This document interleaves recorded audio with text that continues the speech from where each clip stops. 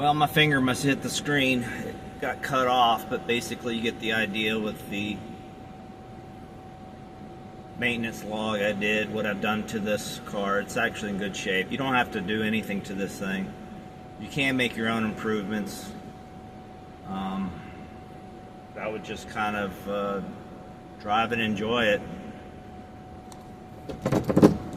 It's a good, reliable tool. Yeah, people always stop you, want to know more about it. So if you're in a hurry, don't drive this, drive your other car.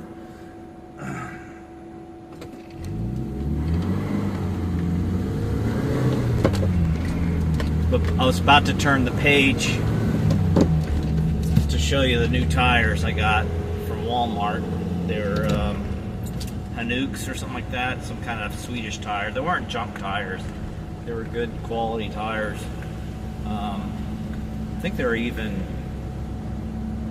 snow tire. No, that was from my other car. I don't know. They were good tires.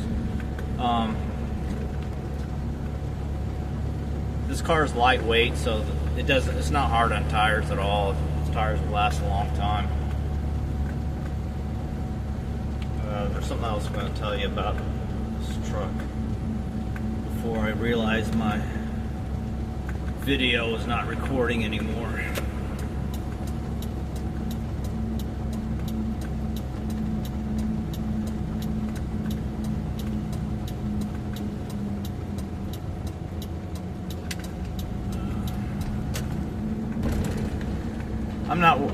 You shouldn't worry about the reliability of this car. It's actually pretty good. I mean, it's not anything to worry about.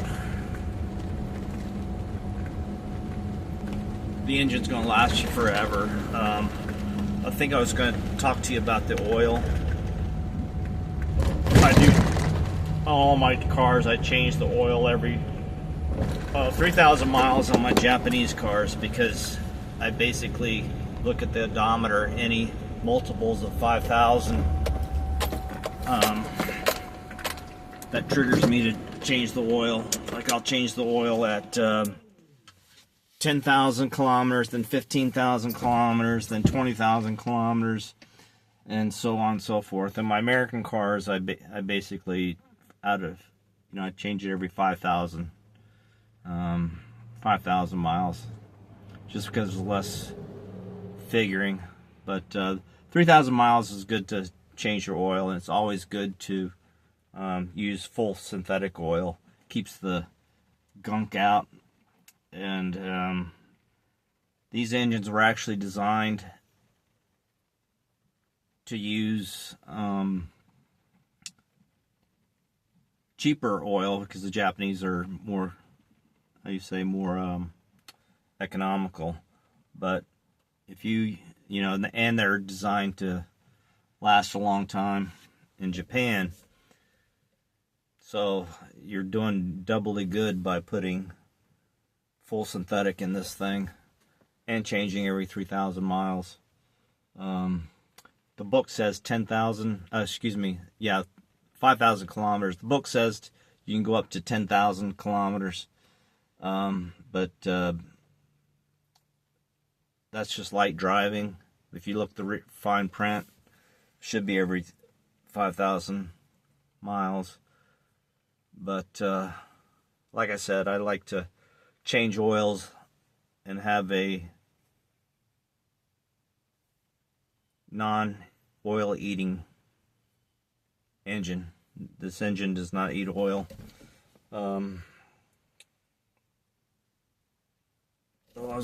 me see what page I was about to turn to before we were rudely cut off. Oh, right there. Shit. Okay. Let me see if I can take this off without. Okay, this is the.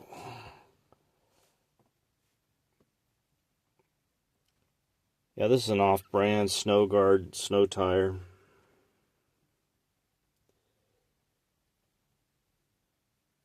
"13-inch Rosaba Snow Guard." They're decent tires. I looked at them. Wet or dry, low maintenance.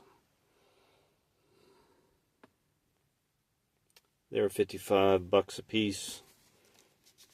I ordered these from Walmart and had Walmart install them. There's the heater I put in. Also this potentiometer right here I got from Amazon. You can pretty much put anything you want there. I was going to mount this nicely because this is a light indicator, because if you have it on, you can't hear it, but that will run your battery down because I don't have it hooked up through the key switch. So you can get heat pumped out there.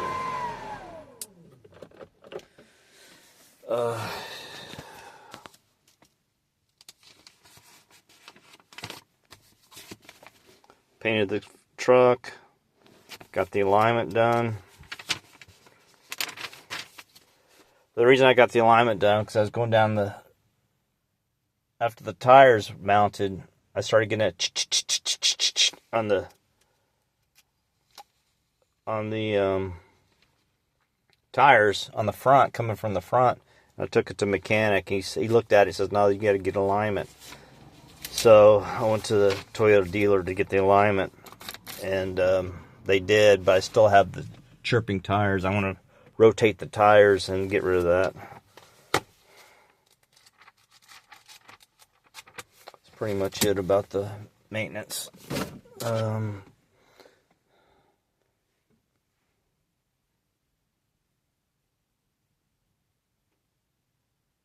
If I do keep this, I am going to look into getting that floor model of heat right here. I think I'll show you what it is on the next video. But basically you just drill 2 holes down there, and it comes with the 2 holes, and you just hook up the pipes and put some brackets to sheet metal screw it down tight, so you'll have this space filled up. So you kind of ruin your third seat a little bit. The passenger will have to put 1 foot on either side. So that's something to consider if you want to. You can still have 3 people on it, but the third person kind of has to straddle their feet over the heater. This is fine, but you don't have a glove box, but you do have this, and this is the thermostat box. I actually got this from the local Toyota dealer.